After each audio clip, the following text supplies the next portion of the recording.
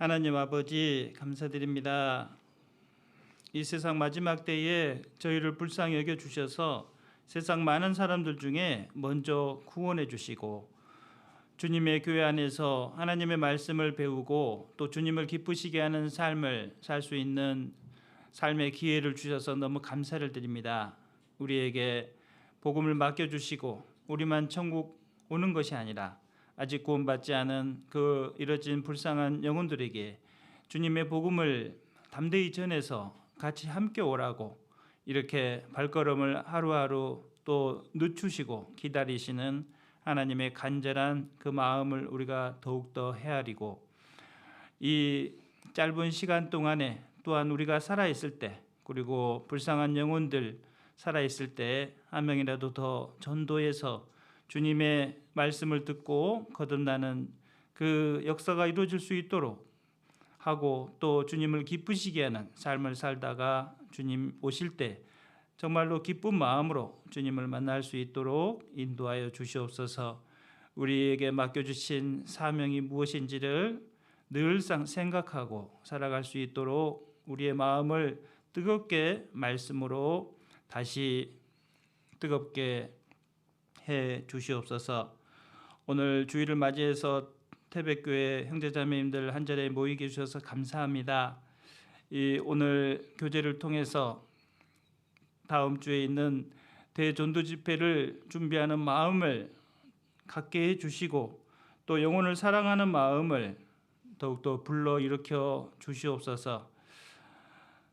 또한 우리 전국 교회가 주님의 복음을 전하고 있습니다. 복음이 전해지는 곳마다 주님께서 함께해 주시고 또 세계 여러 곳에서 주님의 복음을 전하는 또 교회들 그리고 선교사님들을 위해서 함께 기도하고 합력하는 또 형제자매님들이 될 수 있도록 도와주시옵소서. 부득이한 사정으로 또 참석하지 못한 형제자매님들 어디에 있든지 주님의 말씀을 사모하는 마음을 잃지 않도록 도와주시고 또 시험에 받지 않도록 시험에 들지 않도록 인도해 주시고 또 건강을 회복시켜 주셔서 다음에는 이 자리에 다 참석할 수 있도록 도와주시옵소서. 예수님의 이름으로 기도드렸습니다. 아멘. 예. 오늘 마가복음 2장 1절 찾아보겠습니다. 마가복음 2장 1절로 12절 말씀을 찾아보겠습니다. 마가복음 2장 1절로 12절입니다.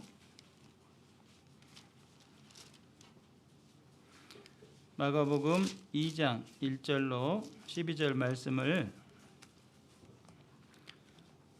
천천히 한번 같이 읽어보도록 하겠습니다. 신약 54페이지입니다.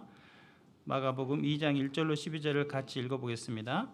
수일 후에 예수께서 다시 가버나움에 들어가시니 집에 계신 소문이 들린지라 많은 사람이 모여서 문 앞에라도 용신할 수 없게 되었는데 예수께서 저희에게 도를 말씀하시더라 하시더니 사람들이 한 중풍병자를 네 사람에게 메워 가지고 예수께로 올세 무리를 인하여 예수께 데려갈 수 없으므로 그 계신 곳에 지붕을 뜯어 구멍을 내고 중풍병자의 누운 상을 달아내리니 예수께서 저희의 믿음을 보시고 중풍병자에게 이르시되 소자야 내 죄사함을 받았느니라 하시니 어떤 서기관들이 거기에 앉아서 마음에 의논하기를 이 사람이 어찌 이렇게 말하는가 참남하도다.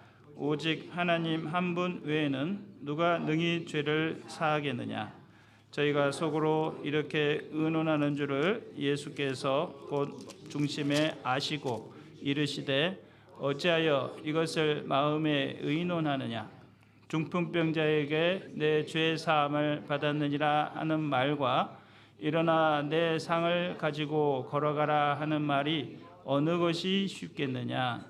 그러나 인자가 땅에서 죄를 사하는 권세가 있는 줄을 너희로 알게 하려 하노라 하시고 중풍병자에게 말씀하시되 내가 내게 이르노니 일어나 내 상을 가지고 집으로 가라 하시니 그가 일어나 곧 상을 가지고 모든 사람 앞에서 나가거늘 저희가 다 놀라 영광을 하나님께 돌리며 가로되 우리가 이런 일을 도무지 보지 못하였다 하더라. 네. 오늘은 이 중풍병자를 고치신 예수님 마가복음 2장 말씀을 통해서 다음 주 있는 대전도 집회 어떻게 우리가 마음으로 준비하고 전도해야 되는지 교훈을 받아봤으면 좋겠습니다.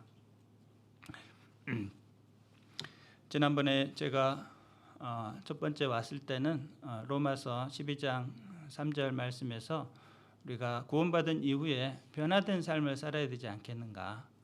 그래서 구원받았다면은 당연히 구원받기 전과 나의 생활이 바뀌어야 되고 나의 태도가 삶의 태도가 바뀌어서 하나님을 기쁘시게 하는 삶을 살자라고 말씀을 드렸습니다. 우리 정말 어려운 환경에 있음에도 이렇게 건축도 하시고 또 열심히 전도하시는 모습을 볼 때 저도 위로가 됩니다. 여기 먼저 2장 1절을 보시겠습니다. 2장 1절을 보면은 수일 후에 예수께서 다시 가버나움에 들어가시니 집에 계신 소문이 들린지라 많은 사람이 모여 문 앞에라도 용신할 수 없게 되었는데 예수께서 저희에게 도를 말씀하시더니라고 말씀하셨습니다. 여기서 용신할 수 없다라는 말은 얼굴 용자의 몸신입니다. 얼굴과 몸이 딱 붙어가지고 움직일 수 없는 상태. 그러니까 움직이다라는 뜻이에요. 용신이라고 하는 것은 얼굴과 몸이 움직이다는 뜻인데 용신할 수 없다 이 말은 사람이 너무 많아가지고 발 디딜 틈이 없다라는 뜻이 됩니다. 그래서 움직일 수 없을 정도로 사람이 꽉 찼다라는 뜻이죠. 이제 그런데 거기서 무엇을 예수님이 하시고 계셨냐면은 용신할 수 없게 되었는데 예수께서 저희에게 도를 말씀하시더니 이렇게 기록되어 있습니다. 이런 상황이 무슨 상황이냐? 지금 이제 예수님이 가버나움에 두 번째 방문하시는데 첫 번째 방문하셔가지고 많은 이적을 베푸시고 또 다른 곳에 가셨다가 갈릴리에 가셨다가 전도하시고 다시 이제 두 번째 방문을 하시니까 사람들이 예수님이 병도 고쳐주시고 도를 전하신다고 한다. 그래서 이 도가 무엇이냐라는 것을 들으려고 모인 겁니다. 도라고 하는 것은 예수님이 마가복음 1장 15절에서 나와 있잖아요. 때가 찼고 하나님이 가라사대 1장 15절에서 때가 찼고 하나님의 나라가 가까웠으니 회개하고 복음을 믿으라. 이게 도입니다. 그래서 모든 사람이 죄인으로 태어나서 자기가 죄인인 것을 깨닫고 회개하고 구원받는 것이 도입니다. 그것이 복음이죠. 14절에 요한이 잡힌 후 예수께서 갈릴리에 오셔서 하나님의 복음을 전파하라고 되어 있잖아요. 그래서 마가복음 1장 14, 15절에서 말씀하시는 내용이 바로 이 도입니다. 그래서 이 도를 전하는데 사람들이 용신할 수 없을 정도로 꽉 찼다라는 말은 지금 태백교회가 다음 주에 대전도 집회를 하는데 여기에 사람이 꽉 찬 거나 마찬가지입니다. 그러니까 우리 교훈 받을 수가 있죠. 예수님이 도를 전하는데 우리는 사람을 가득 채워야 되는구나. 이런 교훈을 받을 수가 있는 것입니다. 그래서 우리 이 강당에 사람들이 용신할 수 없을 정도로 가득 차 있는 그 모습을 우리가 생각하고 기도하고 열심히 전도하면은 하나님께서 이 강당을 가득 채워주실 것이다 라는 믿음을 가질 수가 있습니다. 얼마나 좋겠습니까? 이 태백에도 또 마을에 사람들이 많은데 우리가 열심히 전도해가지고 일주일 동안 열심히 전도해서 여기를 가득 채웠으면 좋겠습니다. 저희 교회도 똑같은 지금 다음 주에 전도 집회 준비하고 있습니다. 서부교회 김현태 목사님, 서울 서부교회 목사님 모시고 하는데 오늘 이제 기도 부탁을 보니까 한 60명 정도가 나왔어요. 그래서 다 참석했으면 좋죠. 그렇지만 기도 부탁은 하지만 다 오시는 건 아니잖아요. 그런 것처럼 제가 소식지를 방금 오전에 못 봤는데 분명히 이제 기도 부탁 명단이 있다고 생각합니다. 그분들 다 오셨으면 참 좋겠습니다. 그래서 이제 우리는 이제 강사를 초빙을 했잖아요. 이번에는 우리 담임 목사님을 우리 대전도 집회 강사로 초빙을 한 겁니다. 그러면은 우리는 어떤 마음으로 전도를 해야 되느냐? 사도행전 10장 23절을 보시겠습니다. 사도행전 10장 23절입니다.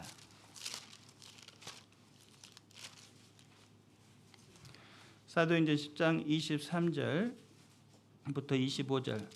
사도행전 10장을 다 읽어보면 좋겠지만은 거기에 보면은 고넬료라는 사람이 백부장, 이달리아 군대의 백부장인데 이 사람이 하나님을 잘 믿는 사람이라서 하나님이 그 기도를 들어주시고 그 가족을 구원하기 위해서 천사를 보내서 이제 네가 가족들을 구원시키기 위해서는 베드로라는 그 믿는 사도가 있는데 그 사도가 있는 곳에 가서 데리고 와서 초빙을 해서 강사를 초빙을 해서 너희 집에서 전도 집회를 해야지 너희 가족과 네 친구들이 구원받을 수 있으니까 그 강사를 초빙해서 오시기 전에 간 자리에 다 모아놔라 이런 명령을 하셔요. 그래서 이 사도행전 10장 23절을 잠깐 보시겠습니다. 베드로가 불러들여 유숙하게 하니라. 이튿날 일어나 저희와 함께 갈새 요빠 두 형제도 함께 가니라. 이튿날 가이사랴에 들어가니 고넬료가 일가와 가까운 친구들을 모아 기다리더니 마침 베드로가 들어올 때에 고넬료가 맞아 발 앞에 엎드려 절하니. 이렇게 베드로가 이제 요빠에 살고 있었어요. 요빠는 지금의 이스라엘의 하이파라는 항구 도시입니다. 하이파에 가보면 그 항구가 있습니다. 지금도 있죠. 그래서 하이파라는 곳인데 거기에 베드로가 살고 있었어요. 그런데 거기에 이제 가이사랴에 살고 있는 백부장이 하인을 보내서 베드로를 모시고 오라라고 해서 모시고 온 겁니다. 베드로도 이제 그 하나님의 계시를 받았죠. 그 전날 밤에. 그래서 전날 낮에 옥상에서 기도하고 있는데 이제 하나님께서 그 큰 보자기를 이렇게 보내셨습니다. 여기 보시면은 10장 13절에 보면은 또 소리가 있으되 베드로야 일어나 잡아 먹으라 하거늘 베드로가 가로되 주여 그럴 수 없나이다. 속되고 깨끗지 아니한 물건을 내가 언제든지 먹지 아니하였삼나이다 한데 이렇게 하면서 이제 여러 부정한 동물들이 섞여 있는 그 보자기를 딱 내려주시면서 네가 잡아 먹어라 그러는 겁니다. 그런데 나는 율법을 지키는 사람이기 때문에 부정한 음식을 레위기에 있는 그 부정한 음식들을 내가 먹을 수 없습니다. 막 굽이 갈라진고 이렇게 대책임질한 것만 먹었는데 부정한 음식을 막 돼지 이런 것들을 먹으라고 하니까 안 됩니다. 그런 겁니다. 그랬더니 그것이 몇 번이나 두 번째, 세 번째 여기 15절을 보면 두 번째, 16절을 보면은 세 번이나 이렇게 그 그릇이 이렇게 곧 하늘로 올리워 가니라. 그래서 17절에 베드로가 본 바 환상이 무슨 뜻인지 속으로 의심하더니 마침 고넬료에 보낸 사람들이 시몬의 집을 찾아 문 밖에 서서 그래서 이제 그런 그 징조들을 보여준 것이죠. 사인을 주신 것입니다. 이방인들에게 복음을 전하라는 뜻이구나. 베드로가 하나님의 뜻을 깨닫고 그 사람들 고넬료가 보낸 사람들을 따라서 가게 됩니다. 그래서 최초 이방인 전도를 하게 되는 것이죠. 그래서 최초의 이방인 전도를 해서 갔더니 33절에 보니까 내가 곧 당신에게 사람을 보내었더니 오셨으니 잘하였나이다. 이제 우리는 주께서 당신에게 명하신 모든 것을 듣고자 하여 다 하나님 앞에 있나이다. 그래서 정말로 이 사람들이 복음을 들을 자세가 돼 있구나. 이방인들도 복음을 들으려고 하네. 그러면서 예수님에 대해서 복음을 탁 전파하는 전도 집회를 하시는 거예요. 그러니까 거기서 듣는 모든 사람들이 구원을 받고 성령이 쫙 내려오시는 겁니다. 그래서 여기 44절에 보면은 베드로가 이 말을 할 때 성령이 말씀을 듣는 모든 사람에게 내려오니 베드로와 함께 온 할례 받은 신자들이 이방인들에게도 성령 부어 주심을 인하여 놀라니. 그래서 성령이 그 이방인들에게도 내려서 구원을 받는 거예요. 그래서 이 먼저 구원받은 유대인들이 깜짝 놀랐습니다. 어떻게 이방인들이 구원을 받는가? 그래서 이 이방인들이 이제 그 성령을 받자마자 방언을 했어요. 이 46절에 보니까 이는 방언을 말하며 하나님 높임을 들음이러라. 그래서 거기서 이제 침례를 주신 거죠. 침례도 받았습니다. 그래서 여기 48절에 보니까 명하여 예수 그리스도의 이름으로 세례를 주라 하니라. 저희가 베드로에게 수일 더 유하기를 청하니라. 그래서 이렇게 이방인들에게 전도 집회를 해서 구원받는 역사가 있었는데 우리도 똑같습니다. 지금 이 태백 시내에 구원받지 않은 사람들에게 초병을 해서 모시고 와가지고 전도를 해야 되는 거죠. 그래서 이 강사는 초빙돼 있는데 우리가 그 강사가 이제 집회를 하는데 우리는 무엇을 준비해야 되느냐? 일가와 친구들. 여기 24절을 다시 보시면요. 사도행전 10장 24절. 이튿날 가이사라에 들어가니 고넬료가 일가와 가까운 친구들을 모아 기다리더니. 그래서 우리가 할 일은 이제 강사는 준비되어 있으니까 우리가 해야 될 일은 일가와 친구들을 모아서 기다려야 되는 거예요. 그래서 이 자리를 채워서 기다리는 것이 우리가 할 일이다. 우리가 분명히 알고 계실 겁니다. 하지만은 이 말씀을 통해서 우리가 다짐을 하고 더욱더 일주일 동안 최선을 다하자는 뜻이 되겠습니다. 저도 이제 지난주 화요일 날 서울에 사시는 형도 있고 누나도 계신데 이제 연세가 좀 드시고 누나 내외는 퇴직하시고 지금 계시고 또 우리 형은 아주 이제 그래도 젊기 때문에 아직 퇴직 안 하고 열심히 일하고 있습니다. 그래서 이제 전도하러 갔습니다. 그래서 오지 말라고 하는데 무조건 갔습니다. 그래서 선물도 드리고 또 전도 그 초대장도 이렇게 드리면서 뒤에 편지를 써서 좀 간절한 마음이 전달되도록 그렇게 드렸는데 이제 카톡은 왔습니다. 우리 이제 가족방에 진덕이가 와서 이렇게 선물도 주고 또 편지도 주고 갔네. 고맙다 이렇게 이제 이렇게 왔어요. 그래가지고 그래도 마음이 그렇게 나쁘지는 않구나. 그래서 과거에 이제 계속해서 전도해 보면은 이렇게 이제 막 부딪힐 때도 있고 또 다시는 그런 말 이제 교회 가자는 말을 좀 하지 좀 말아라 이렇게 해가지고 상당히 좀 껄끄러운 마음으로 있었고 또 이번에도 갈 때 이렇게 또 반응이 안 좋으면 어떡하지? 그런 이제 걱정도 많이 됐습니다. 그런데 좀 의외로 또 마음이 좀 부드러워지셔서 다행이다라는 생각이 들고 저희 형도 이렇게 카톡 답장이 왔습니다. 그래서 우리가 이제 전도할 때 보면은 마음의 두려움이 많이 있는 것 같아요. 그런데 좀 과감하게 좀 전도를 더 해야 되지 않겠는가 그런 생각을 많이 하게 됐습니다. 여기 보면은 이 중풍병자를 전도하는 이 사람들이 아주 용기를 내서 과감하게 하고 있거든요. 그래서 오늘 이 분들을 우리가 본받으면은 어떤 어려운 상황이 생기더라도 힘을 내서 간절한 마음으로 전도를 하면은 하나님께서 반드시 도와주실 것이다, 그런 생각이 듭니다.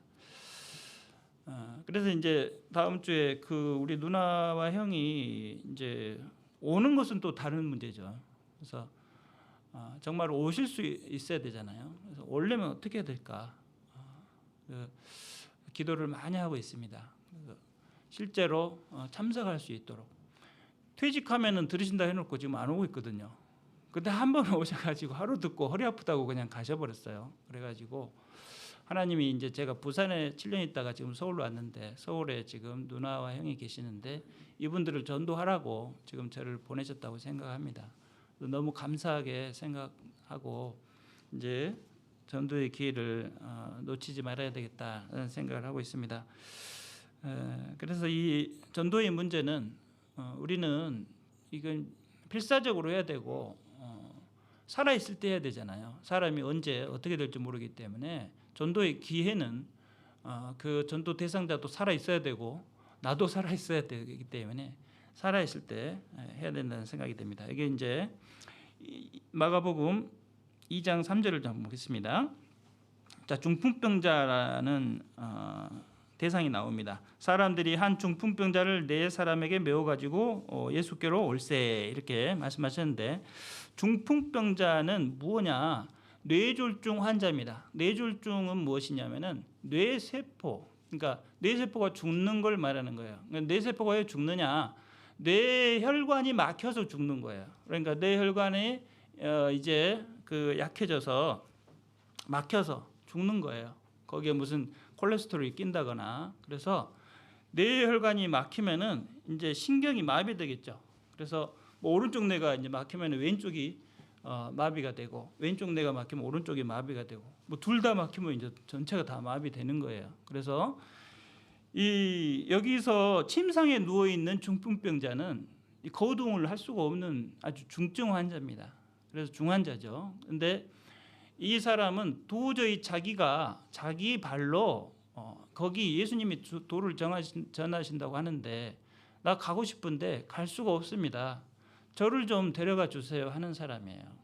그런데 이 사람의 그 마음을 사람들이 알고 사람들을 보내가지고 네 사람을 보내서 데리고 온 겁니다.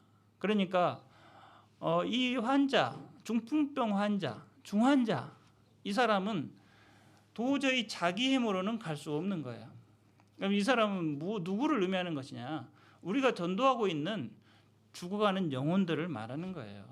그러니까 우리는 이 중풍병자라고 생각해야 된다는 거예요. 우리 형과 누나, 우리 가족들, 그리고 부모님들, 그리고 가족 중에 구원 안 받은 사람들은 다 중풍병자입니다. 겉모습은 다 멀쩡하죠. 나보다 더 잘 먹고 잘 삽니다. 우리 형과 우리 누나는 저보다 훨씬 잘 삽니다. 좋은 아파트, 막 25억짜리 아파트 이런 데 삽니다. 그런데 이 사람들 겉모습은 번지를 하지만 그 내용물은 어떻습니까? 오늘 죽으면 지옥으로 떨어져 죽잖아요. 그렇기 때문에 우리는 그 영혼들을 중풍병자라고 생각을 해야 된다는 것이죠. 침상에 누워서 한 발자국도 움직이지 못하는 중풍병자다라는 것입니다. 그래서 이 중풍병자가 어떻게 생각해야 됩니까? 이 사람들이 네 사람을 보낼 때 어떤 마음으로 보냈냐면, 저 중풍병자 이제 이 말씀을 듣고 싶어도 못 듣는데 곧 죽으면은 전도의 기회가 없다. 빨리 어서 와서 말씀을 도를 듣게 하자라고 사람을 보낸 거예요.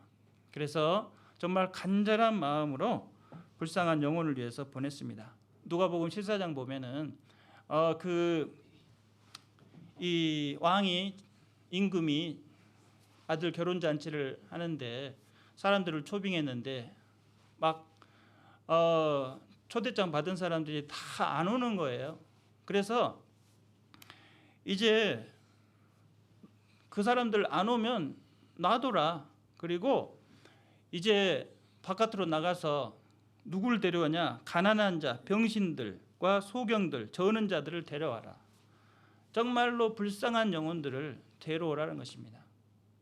우리가 전도할 때 어떤 그 전도 대상자를 국한시키지 말고 이렇게 전도 범위를 좀 넓혀 가지고 주변에 불쌍한 사람들 많잖아요.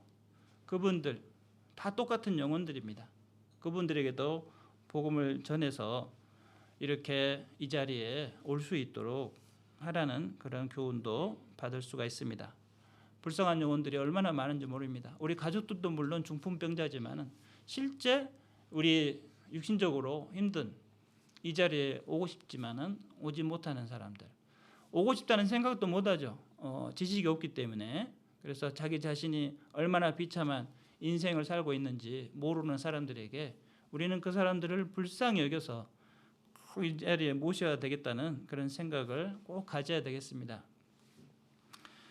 예수님은 제자들에게 뭐라고 했냐면, 뭐라고 말씀하셨냐면 마태복음 4장 19절에서 내가 너희로 사람을 낚는 어부가 되게 하리라 이렇게 말씀하셨어요. 그러니까 전도라고 하는 것은 사람을 낚는 어부처럼 해야 된다라는 말씀이에요. 그러니까 너희들은 다 어부다. 어부는 이제 물고기를 잡을 때 집에서만 마음만 가지고 되는 게 아닙니다. 배를 타고 나가가지고 그물을 던지든지 낚시를 하든지 해서 그 사람들을 적극적으로 가서 잡아와야 되는 거예요. 물고기는 손으로 잡으면 빠져나가는 습성이 있습니다. 마찬가지로 우리가 전도를 할 때 전도 대상자들은 다 빠져나가 버립니다. 잡으면 다 빠져나가 버리죠. 그래서 그 빠져나가지 않게 하기 위해서 그물도 써야 되고 또 미끼도 던져야 되고 또 걸어야 됩니다. 낚시로 걸어야 되죠. 그런 것처럼 이런 어떤 여러 가지 도구를 잘 써야 되고 노력이 필요하고 엄청난 지혜도 필요하고 아주 작전도 필요한 것입니다. 미끼, 선물도 필요하고. 그래서 그런 영혼들을 낚시를 한다, 내가 어부다라는 생각을 가지고 열심히 전도를 해야 되겠습니다. 그리고 하나님께서 방향을 설정해 주시죠. 그래서 우리는 내 생각으로만 어떤 전도 대상자를 정할 것이 아니라 예수님의 소리를, 말씀을 잘 들어야 됩니다. 예수님께서 베드로에게 그물을 배 오른편에 던져라 그랬을 때 거기서 많은 물고기가 나왔습니다. 왜 그러냐면 예수님의 말씀을 잘 듣고 순종했을 때 거기서 전도가 된다라는 것이죠.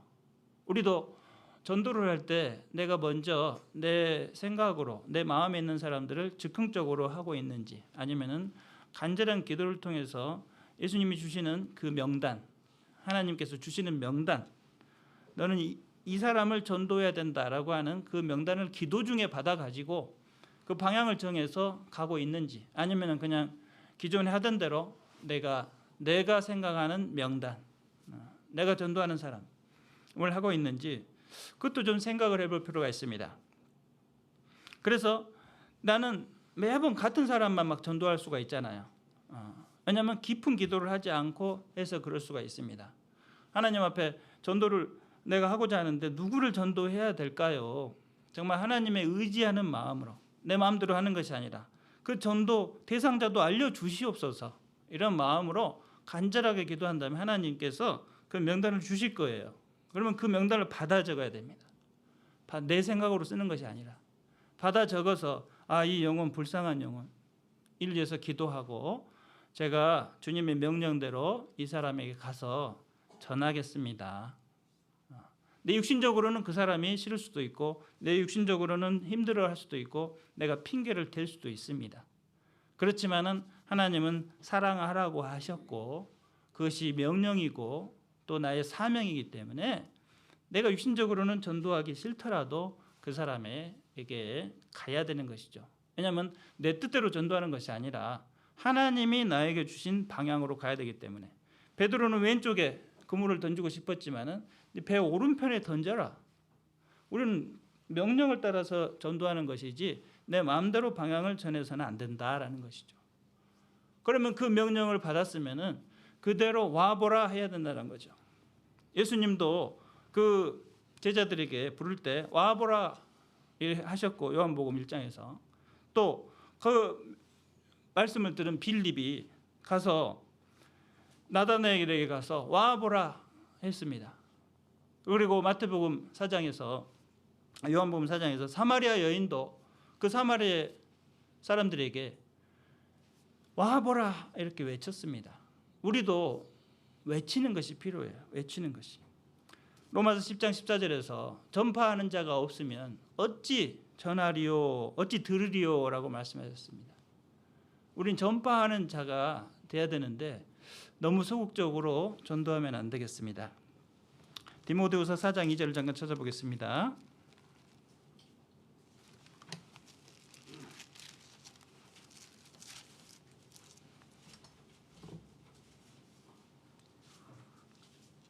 디모데후서 4장 2절을 보겠습니다. 같이 읽어보겠습니다.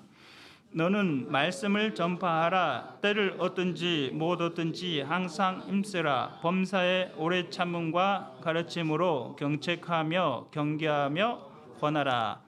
이것은 적극적인 전도를 말하는 겁니다. 항상 전하라. 항상. 그렇기 때문에 우리는 일주일 동안 계속 전파해야 되는 거예요. 하루도 빠짐없이.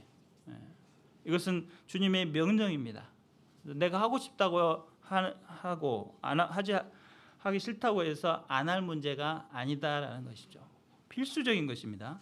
그분이 오고 안 오는 것은 그분이 이제 결정할 거예요. 그렇지만은 우리가 해야 될 것은 반드시 해야 되는 거예요. 그래서 하루에 전도 활동을 반드시 해야 돼요. 전화를 하든지 만난다든지 같이 밥을 먹는다든지 선물을 전달한다든지 전도지를 드린다든지 이것은 반드시 빼먹지 말고 해야 됩니다. 그건 내가 선택할 문제가 아니라 필수적으로 해야 된다는 것이죠. 그래서 이제 그것을 할 때 그러면 어떻게 하느냐 방법이 나와 있어요. 마가복음 2장 3절을 보시겠습니다. 우리 본문 마가복음 2장 3절.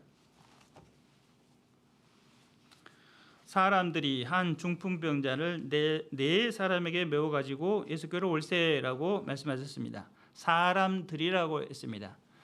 우리 이것을 교훈을 받아보면은 한 사람만 전도하는 것이 아니죠. 우리 구역에서 전도한다. 그러면은 구역에서 어떤 분이 가족을 데려오잖아요. 그러면 데려오나 보다 카톡에 올라오면 카톡에 올라왔나 보다 좋아요 한번 눌러주고 끝이 아니죠.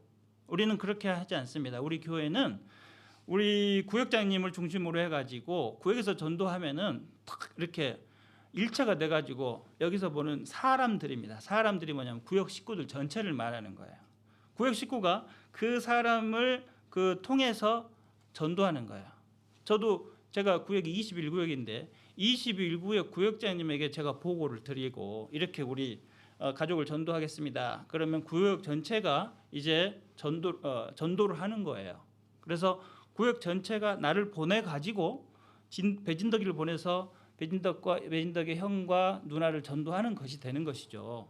그래서 저는 구역장님의 명령을 받아서 가는 거예요. 그러면 구역에서는 무엇을 하느냐?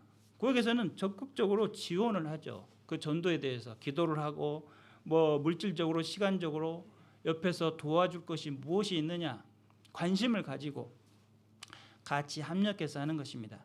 움직이는 것은 제가 움직이지만은 구역 전체가 그 명령을 내리는 것이다라는 것이죠. 이게 그 모습을 나타내는 것입니다. 3절에 보면은 사람들이 한 중풍병자를 네 사람에게 메워 가지고 예수께로 올세. 결국은 이 전도라고 하는 것은 전도하는 당사자에게 맡겨놓고 끝이 아니라 우리 교회는 기도 부탁해 주세요. 구역장님이 하고 구역 모임 때 기도 부탁하고 상황을 설명하고 보고를 받잖아요.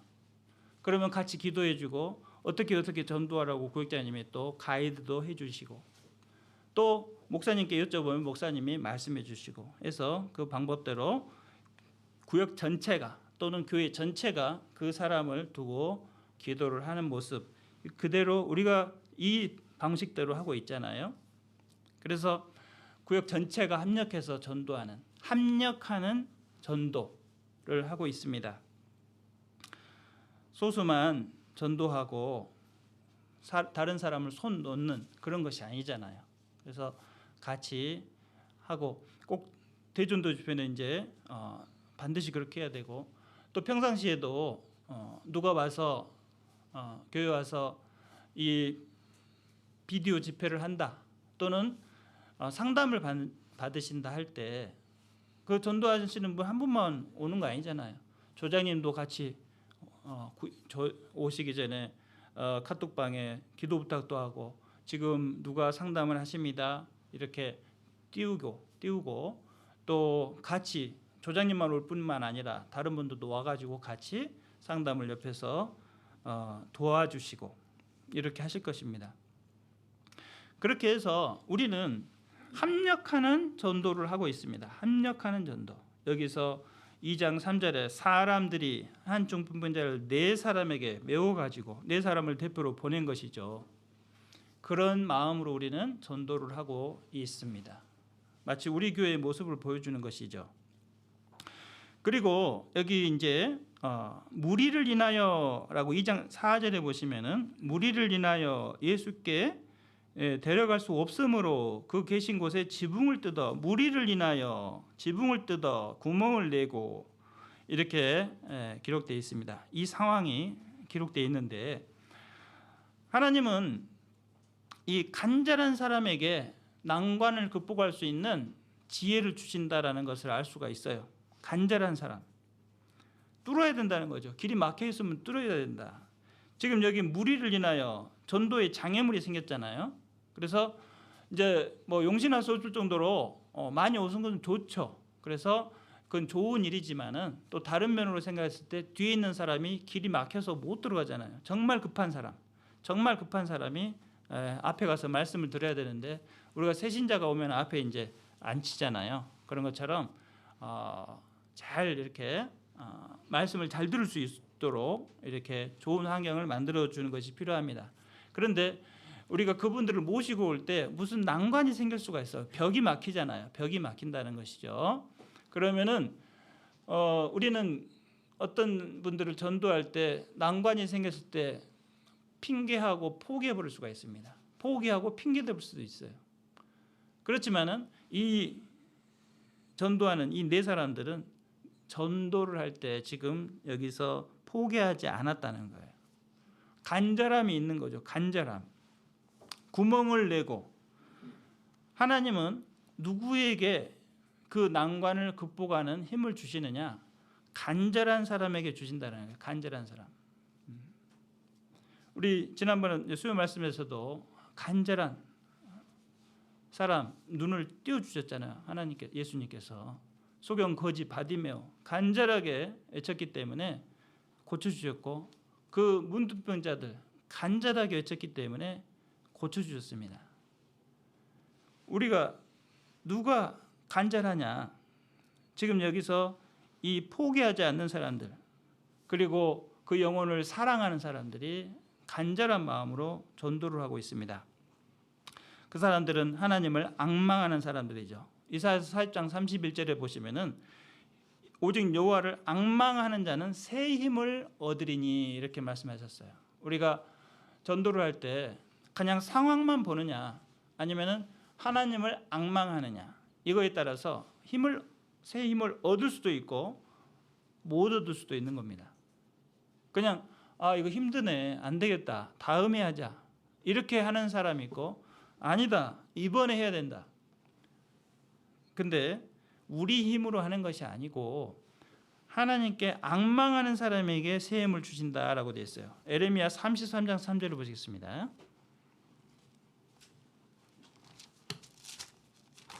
에레미야 33장 3절 1105페이지입니다.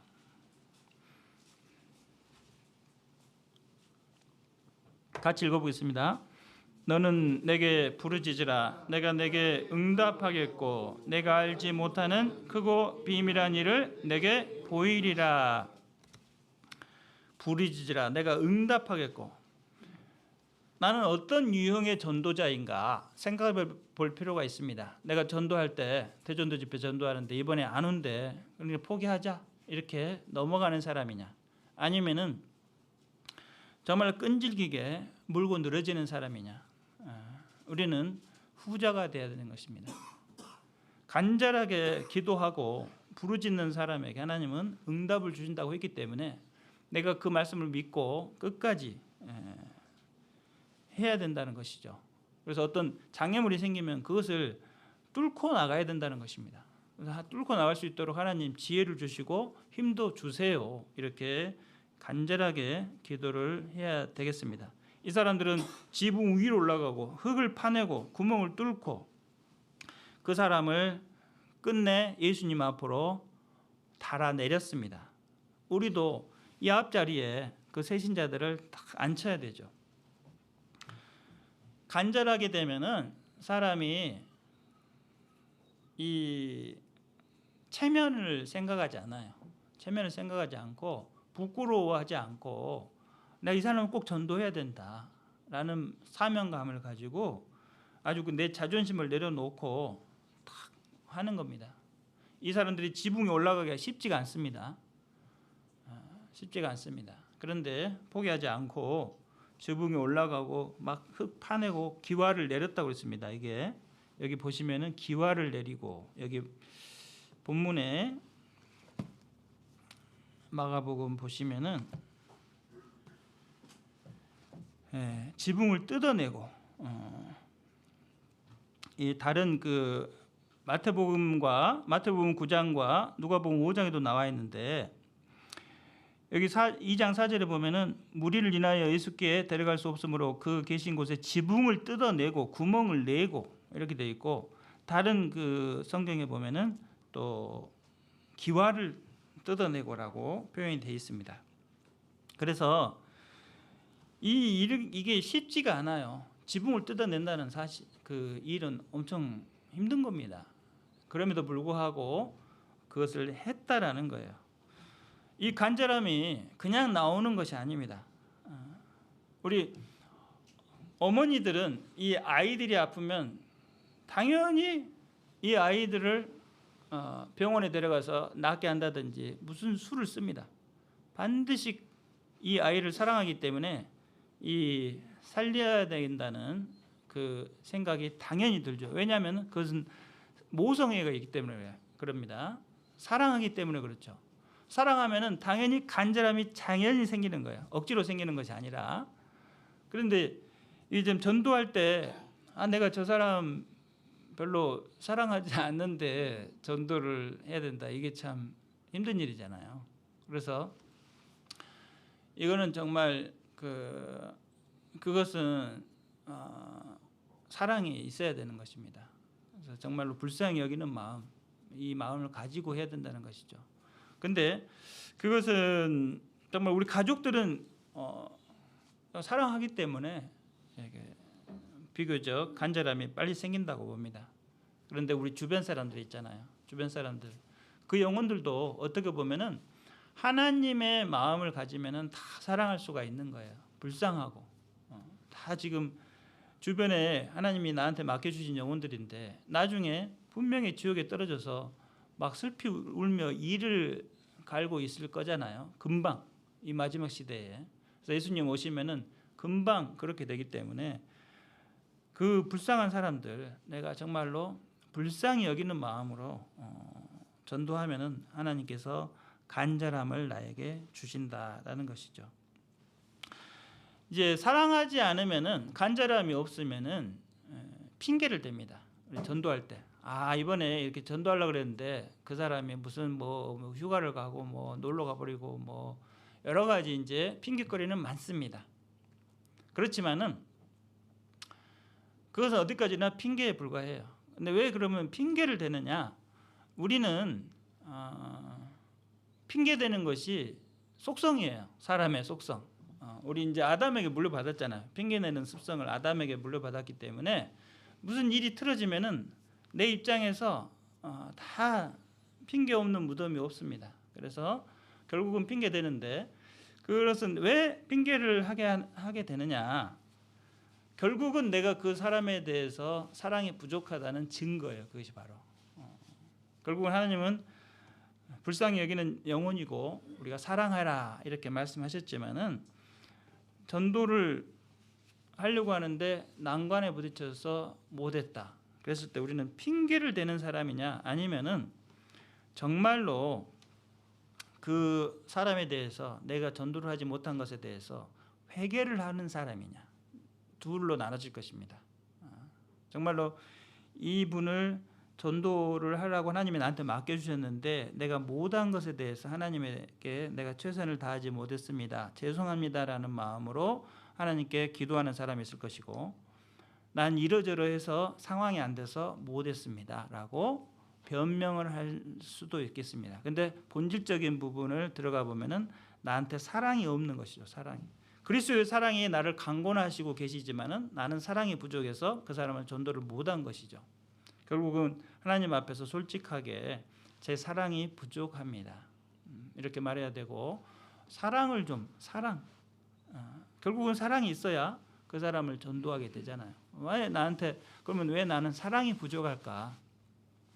하나님께 죄 용서를 많이 받은 사람은 많이 예수님을 사랑한다라고 예수님이 그 문둥병자 시몬 관원에게 이야기했습니다. 그 관원이 예수님을 초빙해 가지고 초대해서 집에서 식사를 하는데 한 여인이 와서 그 눈물로 예수님의 발을 씻으니까 그 사람이 이 여인이 죄인인 것을 알았으면은 예수님이 그렇게 가만히 있지 않았을 것입니다. 그러니까 예수님이 빚을 많이 탕감받은 자가 더 사랑하겠느냐, 덜 탕감받은 사람이 사랑하겠느냐, 이렇게 그 관원에게 질문을 했을 때 많이 탕감받은 자가 사랑한다 합니다, 이렇게 대답을 하죠. 네 말이 맞다. 이 여인은 죄를 많이 통감을 했다라는 겁니다. 그래서 하나님이 나를 용서해 주신 것에 대해서 많이 감사한다는 것이죠.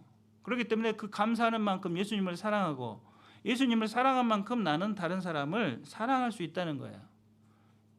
시몬 베드로에게 예수님께서 네가 나를 사랑하느냐, 다른 사람보다 먼저 많이 사랑하느냐, 이렇게 물어봤을 때 제가 예수님을 사랑합니다라고 대답을 했어요. 그걸 3번이나 예수님이 확인을 했습니다. 우리에게도 똑같은 질문을 하셔요. 네가 나를 사랑하느냐, 이렇게 예수님께서 우리에게 물어보신다면은 우리는 예수님에게 사랑합니다라고 대답은 하실 거예요. 그런데 그 안에 마음의 상태를 들어가 보면은 내가 얼마나 예수님을 사랑하느냐 좀 생각을 해볼 필요가 있습니다. 정말로 내가 예수님을 사랑하는 마음으로 살아가고 있는가? 구원을 받았다고는 하지만은 예수님을 사랑하는 마음이 어느 정도냐? 정말로 네가 나를 사랑하면 내 어린 양을 먹일 수 있을 것이다, 이렇게 말씀하신 겁니다. 예수님의 어린 양들이 구원 안 받은 사람들 포함하는 거예요. 구원 안 받은 사람들도 예수님의 잃어버린 어린 양들이에요. 그 사람에게 찾아와야 되는 것입니다. 그런데 우리는 찾을 마음이 많이 없다라는 것은 예수님을 사랑하지 않는다는 증거가 되는 거예요. 우리도 정말로 내가 예수님을 사랑하면은 예수님 내 어린 양을 먹이라라고 했는데 나는 먹일 마음이 없잖아요. 그러면 예수님 사랑하지 않는 것이죠. 그래서 내 마음 상태를 내가 잘 파악을 해야 됩니다. 잠언 24장 11절을 보시겠습니다.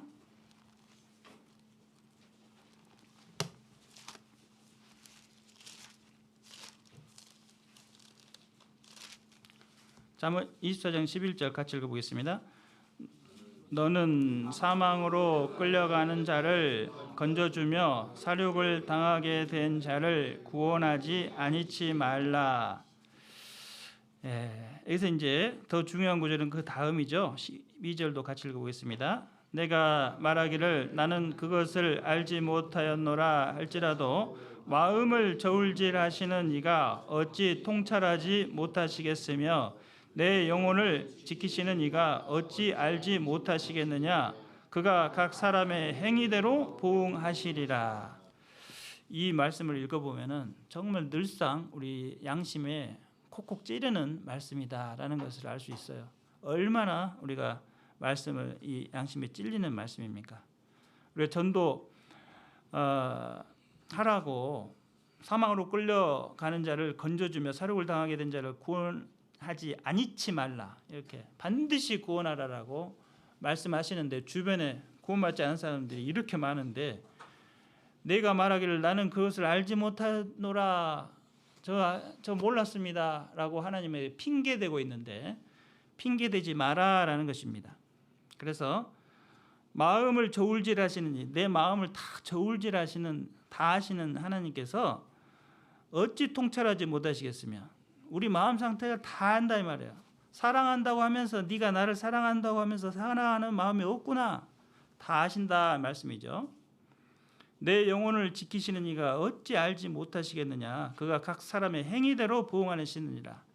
내 행위에 다 나타난다라는 것입니다. 내가 얼마나 예수님을 사랑하는지. 근데 엄마는 딸을 엄청 사랑하죠. 자녀를 사랑하죠. 마가복음 7장 잠깐 보시겠습니다. 마가복음 7장 24절 보시겠습니다.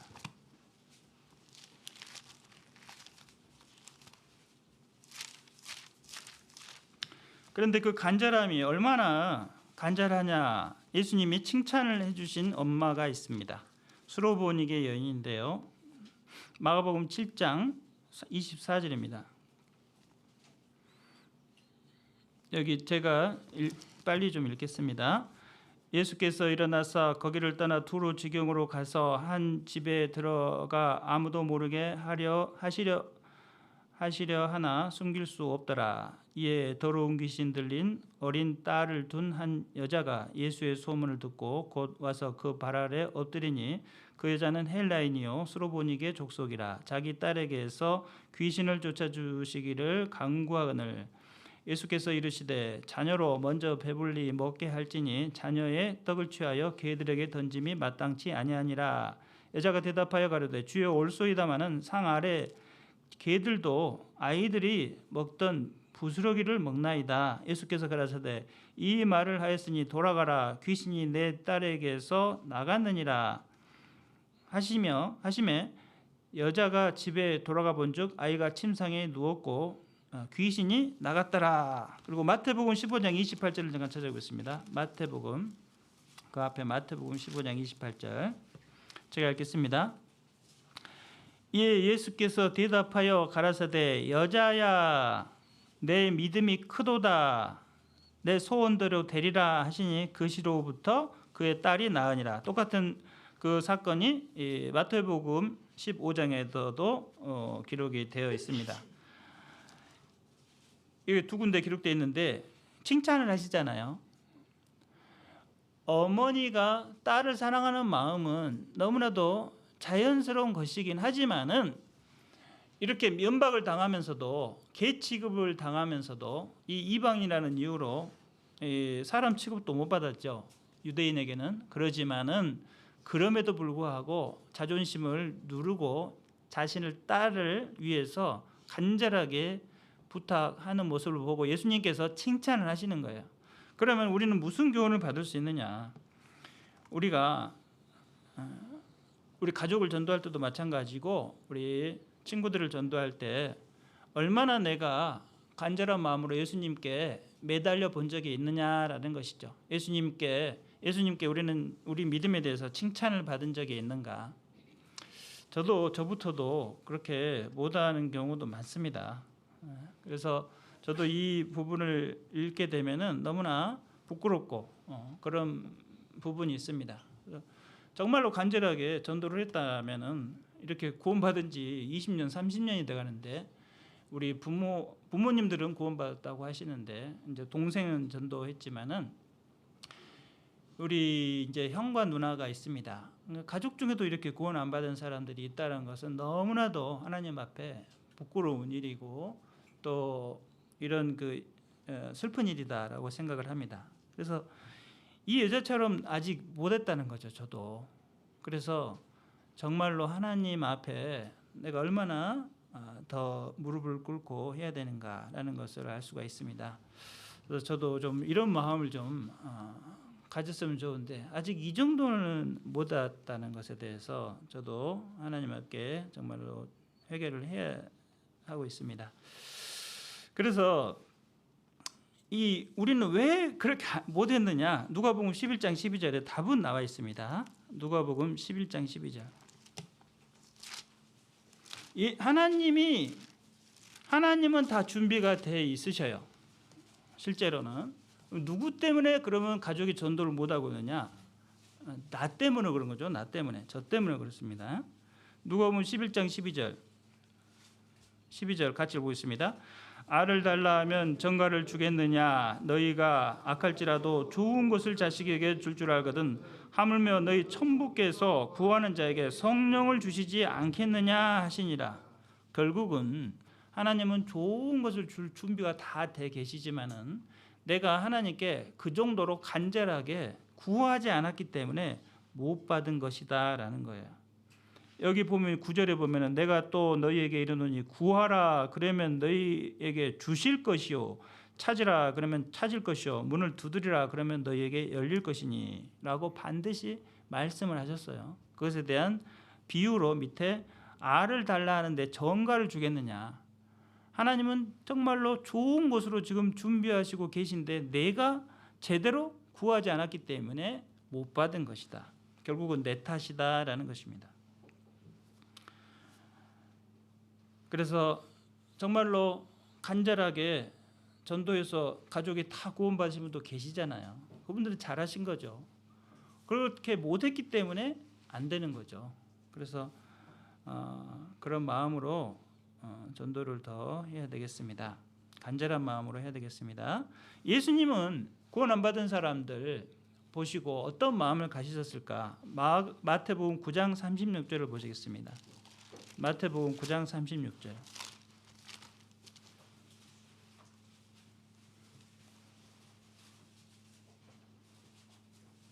마태복음 9장 36절을 보시면은 무리를 보시고 민망히 여기시니 이는 저희가 목자 없는 양과 같이 고생하며 유례함이라.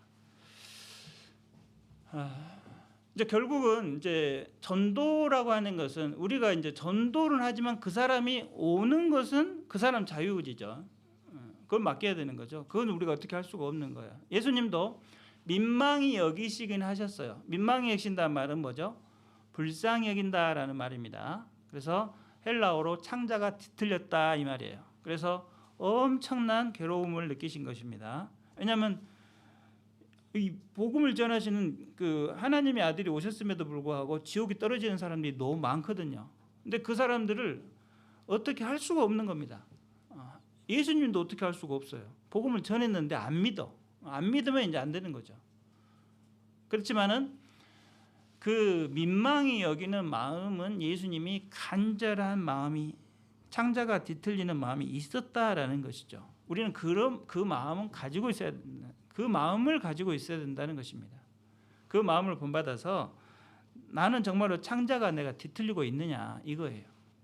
그래서 예수님은 정말로 민망히 여기시는 마음을 가지고 계셨는데 나는 그 지옥으로 가는 그 영혼들을 보고 민망히 여기는 마음을 나도 가지고 있느냐 이것을 살펴봐야 된다라는 것입니다.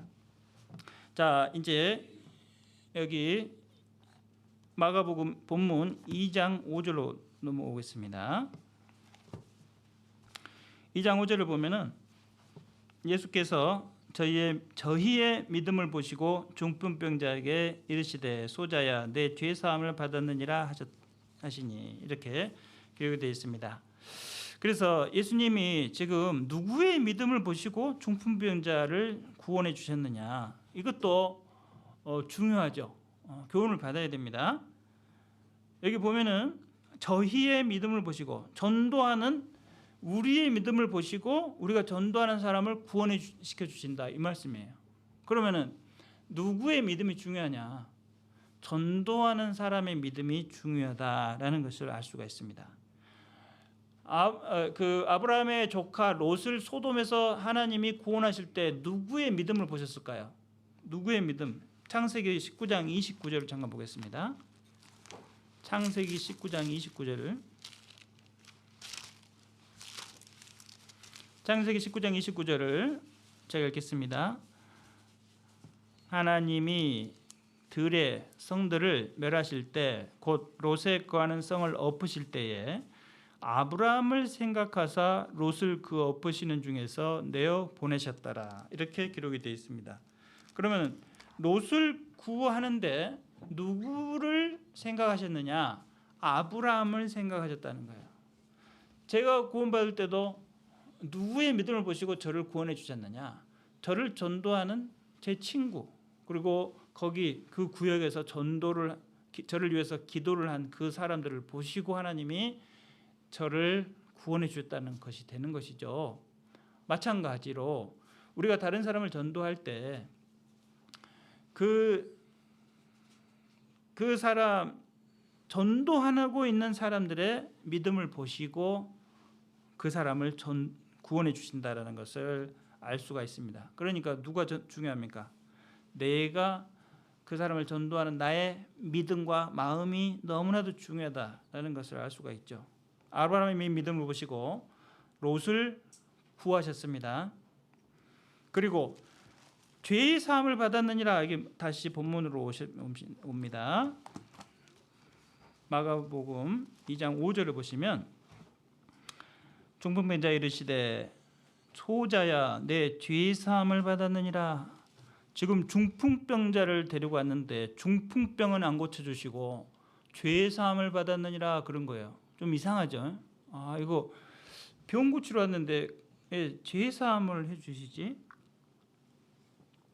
병부터 고쳐줄 줄 알았는데 그것이 아니라 지금 예수님이 중요하게 생각하시는 것은 예수님은 원래 병 고치러 오신 분이 아니에요.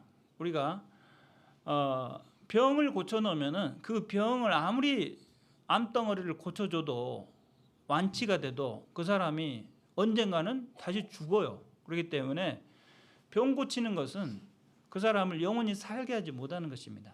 그런데 그 사람을 영원히 살게 하는 방법은 병 고치는 것이 아니라 영혼을 고쳐가지고 죄의 사함을 받게 해야지만이 그 사람이 구원을 받고 천국에 가는 거예요. 그렇기 때문에 예수님은 몸을 먼저 고쳐주는 것이 아니라 죄의 사함을 통해서 영혼을 고쳐주신 거다. 몸보다 영혼이 더 급하고 중요하기 때문에 그렇습니다. 마태복음 16장 26절에서 사람이 만일 온 천하를 얻고도 제 목숨을 잃으면 무엇이 유익하리요? 그러니까 사람이 온 천하를 얻어도 구원을 안 받아버리면 그 사람은 영원히 멸망하는 사람이다라는 것을 알 수가 있어요. 예수님이 우선순위를 정확하게 했죠. 몸 고쳐주고 죄사함을 주신 것이 아니라 죄사함을 고쳐주고 그 다음에 몸 고쳐주는 것은 중요한 문제가 아니에요. 몸 고쳐주는 것은 나중 일입니다. 그런데 예수님이 말씀하셔요. 몸 고쳐주는 이유가 있다. 몸은 보너스로 고쳐주는데 몸 고쳐주는 것은 그 사람은 이제 천국 가게 됐으니까 언제 죽어도 이제 됐잖아요. 하지만은 몸을 고쳐주는 것은 너희들 있잖아요. 너희 주변에 있는 너희들, 믿지 않는 너희들이 내가 누군지를 알게 하기 위해서 이 환자를 고쳐준다라는 겁니다. 여기 2장 10절을 보시겠습니다. 2장 10절로 11절. 마가복음 본문 2장 10절로 11절. 그러나 인자가 땅에서 죄를 사하는 권세가 있는 줄을 너희로 알게 하려 하노라 하시고 중풍병자에게 말씀하시되 내가 내게 이르노니 일어나 내 상을 가지고 집으로 가라 이렇게 하신 것이다. 이렇게 말씀하십니다. 목적. 내가 이적을 베푸는 이유는 나는 하나님의 아들이고 하나님 본체다라는 것을 너희들이 알 수 있도록 이적을 베푸는 것이다라는 이적을 베푸는 목적에 대해서 분명히 하시는 거예요. 그래서 몸을 고쳐준다고 해서 이 사람이 뭐 천국 가는 것이 아니라 영혼이 먼저 고쳐지고 그 다음 몸 고쳐주는 것은 너희들이 나를 믿지 않기 때문에 내가 하나님의 아들이라는 것을 증명하기 위해서 너희 몸까지 고쳐준 것이다 라고 말씀하신 것입니다. 그리고 어느 것이 쉽겠느냐 이렇게 말씀하셔요. 2장 9절 본문에 보시면은 중풍병자에게 내 죄사함을 받았느니라 하는 말과 일어나 내 상을 가지고 걸어가라 하는 말이 어느 것이 쉽겠느냐. 자, 창조는 어떻게 했습니까? 하나님이 창세기 1장에서 말씀으로 다 하는 거예요. 그래서 말씀만 하시면 창조가 척척척척 이루어집니다. 피조물들이 어떤 것이 생겨나는 창조, 이것은 하나님의 능력으로 얼마든지 할 수 있는 거예요. 이 우주 천하 만물을 다 하나님께서 만들어 주셨습니다. 말씀으로 능력이 있으시기 때문에 그것은 하나님에게 너무나 쉬운 문제예요. 그렇지만은 이 구원이라고 하는 것은 죄 사함을 받아야 얻는 것이기 때문에 죄 사함을 받아들이는 쪽에서 그것을 받아들여야 그 사람이 구원이 이루어지는 것이기 때문에 어느 것이 더 쉽겠느냐? 창조가 훨씬 쉬운 거예요. 한 사람이 구원받는 것보다. 그래서 예수님이 살아계실 때 전도하신 그 구원받은 사람보다 베드로가 전도한 인원이 더 많습니다. 그런 것처럼 이 예수님도 할 수가 없는 거예요. 사람의 마음을 없는 믿음을 갖게 하는 것은 예수님도 자유의지를 존중해 줘야 되기 때문에 예수님이 살아계신다고 해서 그때 다 구원받는 것이 아니죠. 그래서 예수님이 어느 것이 쉽겠느냐? 이것은 창조가 더 쉽다. 사람 중풍병자가 일어나서 걸어가는 것은 내가 얼마든지 너희들 병 몸은 다 고칠 수가 있다. 하지만은 한 사람이 구원받는 것은 앞에서 1장에서 회개하고 복음을 믿는 사람이 구원을 받는다라는 것을 구원의 지금 원리를 그대로 말씀해 주시는 것입니다. 히브리서 11장 6절을 보시겠습니다.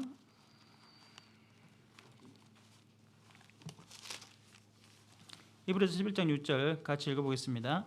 믿음이 없이는 기쁘시게 못하나니 하나님께 나아가는 자는 반드시 그가 계신 것과 또한 그가 자기를 찾는 자들에게 상 주시는 이심을 믿어야 할지니라. 믿음이 없이는 기쁘시게 못한다. 근데 믿음이라고 하는 것은 자유의지이기 때문에 하나님이 존중해 주신다. 그래서 우리는 무슨 교훈을 받을 수 있느냐? 설사 우리가 전도를 해가지고 여기에 모시고 왔는데 이 사람이 구원 못 받는 것에 대해서는 우리는 그 사람이 이제 우리는 파수꾼의 역할을 하는 것이지 그 사람이 파수꾼의 말을 듣고 도망갈 거냐 아니면 그 자리에서 화살 맞고 죽을 거냐 그것은 자기가 선택할 문제지 자기 자유 선택의 영역이다 이 말이에요. 그렇기 때문에 그건 맡겨둬야 되는데 우리가 할 일은 뭐냐? 우리는 그 사람을 이 자리에 모시고 와야 된다는 거예요. 그것은 우리가 할 일이다라는 것입니다. 우리가 할 일이 있고 하나님이 하실 일이 있는데 우리에게 맡겨주신 일은 말씀을 전파하고 와 보라 하고 말하고 전파하는 자가 되어서 하나님이 보내시면은 나는 가야 된다라는 겁니다. 그것을 해야 된다는 거죠. 근데 그걸 안 하고 있으면 그건 게으른 자가 되는 것이고 하나님께 책망을 받는 자가 되는 것입니다.